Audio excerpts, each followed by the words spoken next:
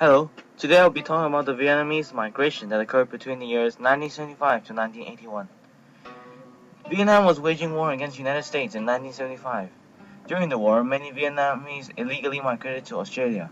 The immigrants were later known as the boat people since many escaped by boat. By 1981, a total of 55,500 Vietnamese had migrated to Australia. The year 1981 also marks the last year of Vietnamese refugees migrating to Australia. For most refugees, the migration to Australia was forced. Push factors such as the war and communism caused them to leave.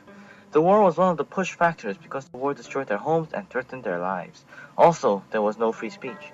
But what caused or drew them to migrate to Australia was pull factors such as Australia accepting refugees as part of their resettlement plan. And because of this, many chose to immigrate into Australia. Some people even say that the refugees that emigrated to Australia are the luckiest refugees. Negative effects of people emigrating include Vietnam losing 55,500 of its population.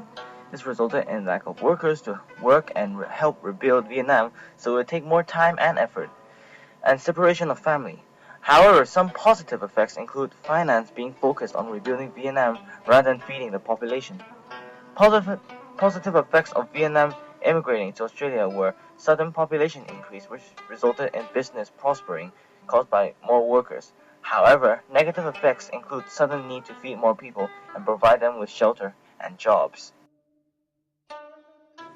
Whilst the majority of the Australians were concerned with the immigrants and welcomed the refugees, since 1900 till 1970, anti-Asian campaigns had created a policy called White Australia, an immigrant restriction act that encouraged more of the European population to immigrate to Australia. This policy was made to prevent Australia being overpopulated by Asians. However, in response to the crisis in Vietnam, Australia started to accept refugees and abolish this policy.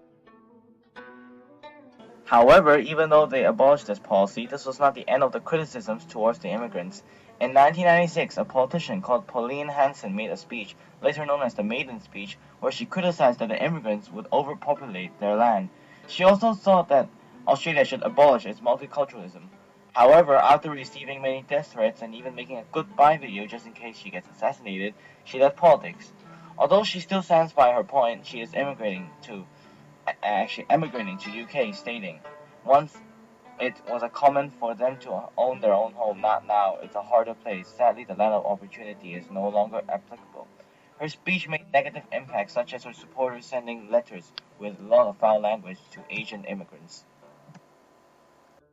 The Vietnamese had a better life in Australia compared to the Turks who immigrated to Germany after World War II. This was because the Turks had a lower status in German society and did low-paid jobs.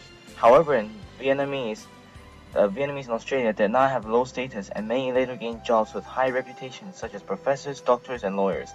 Overall, the immigration had a more positive impact than a negative one.